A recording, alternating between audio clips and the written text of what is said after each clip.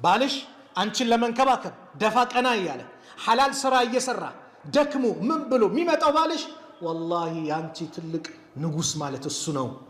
ተንከባከቢው፣ እግሩን እጠቢው። እንደዛ አይነት ባል በሐላል ከስቦ ልጆቼን ባለቤቴን ብሎ የሚንከባከብ ባልን ከፍ ዝቅ ልታደርገው አይገባም። አላህ ይቆጣብሻል፣ ተጠንቀቂ። አንተም ቤትህን ጠብቃ ልጆችህን ተርቢያ አሲዛ የምትጠብቅልን ሴት በንግድ ቦታ ላይ ከሆነ ሰው ጋር ስለተጋጨ እሷ ጋር መጣ ቀዳ እንዳታወጣ ተንከባከባት። ስትገባ ግንባሯን ሳማት። እንዴት ነው ውሎ እንዴት ነበር? መመካከር በቃ በጥሩ ሁኔታ እኮ ነው። ኢስላማዊ ነው። ቁጭ በል እንዴት ናችሁ? እንዴት ነበር ውሎ? ከሚስት ጋር ተጫወት፣ ተቀላለድ። ምን በል መቀላለዱን አንዳንዱ ሐራም አድርጎ የሚያስባለ። ከሚስት ጋር ተላፋ፣ ተጫወት። አላህ መልእክተኛ ነብዩ ሰለላሁ ዐለይሂ ወሰለም ይሄን እኮ ያደርጉ ነበር። አንተ ማንነህና ነው? ስለዚህ ትዳር ስኬታማ እንዲሆንልን ይሄንና መሰል ነገሮችን የነብዩን አለይሂ ሰላቱ ወሰላም የህይወት ታሪክ እናንበብ። ቀደምቶቹ እንዴት ነበሩ? አባቶችን ስትሰጡ አማና ለሚጠብቅ ሰው ስጡ። ዱንያ ብቻ አትበሉ። ዛሬ ኢማን አለ ወይ ይላሉ። አዎ ሲባል ኢማን ዛሬ ተቀይሯል፣ ወደዚህ ገንዘብ ሆኗል። ኢማን አለ ወይ? እንደ ሰይድ ኢብኑ ሙሰይብ ሙሐዲስ ናቸው፣ በጣም ዓሊም ናቸው። ልጃቸውን የንጉስ አይነት ጠየቃቸው። በጭራሽ አሉ። የዳሩት ለማን ነው? ለደረሳቸው። ደረሳቸው አንድ ቀን 3 ቀን ከቂራአት ቀራ፣ ሳይመጣ ቀረ።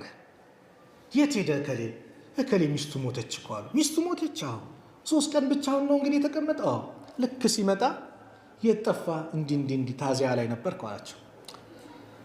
በቃ እንግዲህ ልጄን እድርልሃለሁ አሉት። ደነገጠ። የልጃቸውን ዝና ያውቃል፣ የእሳቸውን ዝና ያውቃል። በጣም ዒልም አላት እሷ፣ ዝናቸው ከፍ ያለ ነው። እኔ እኮ 6 ዲርሃም ብቻ ነው ያለኝ፣ በምን ሲል ችግር የለም በሱም ቢሆን ድሬያለሁ። ከዛ ያው እሷንም ማስፈቀድ ያስፈልጋልና ቤት ገብተው ቤት አንኳኩተው ሲገቡ ልጃቸው ዱዓ ታደርጋለች። ዱዓው ምን ነበረ? ረበና አቲና ፊ ዱንያ ሐሰና ወፊል አኺረቲ ሐሰና ወቂና አዛበ ናር። ምን አለች? የአኺራው ሐሰና ጀነት ነው፣ የዱንያ ሐሰና ግን ምንድነው ብላ ጠየቀች። የዱንያ ሐሰና ብዙ ነው፣ ሁሉም መልካም ነገር የተባለ በአጠቃላይ እንዱዓ ልብ በሉ። ረበና አቲና፣ ጌታችን ሆይ አቲና ስጠን፣ ፊ ዱንያ በዱንያ ውስጥ ሐሰነተን መልካም ነገር ሁሉ ካል የዱንያ ሐሰና ጥሩ ቤት፣ ጥሩ መኪና፣ አፍያ፣ ዒልም፣ ሷሊህ ሚስት፣ ጥሩ ልጆች፣ ሁሉም መልካም ነገር ይካተታል። እሷ በሚገባት ለእሷ በሚስማማ ተፍሲር ፈሰሩ። እሳቸው ምን ሷሊህ ባል ነው አሏት። ሷሊህ ባል ላምጣልሽ እንዲ አሏት። እርሶ ካመጡማ ምን ችግር አለው? 10 ላይ ነበር ያናገሩት ይባላል። እሱ መግሪብ ላይ አንኳኩ ቤት። ማን ልበል? ሰዒድ ነኝ። ሰዒድ ማን? ሰዒድ ኢብኑ ሙሰይብ ከሳቾች እዚህ አካባቢ የለም። 10 ላይ ሰጥቻለሁ ብሎ መግሪብ ላይ መጡትማ በቃ ሊተውት ነው አለ።